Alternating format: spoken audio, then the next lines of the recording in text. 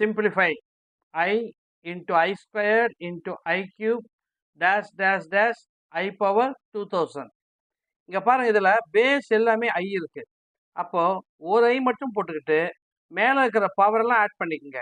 1 plus 2 plus 3 plus dash dash dash plus 2000.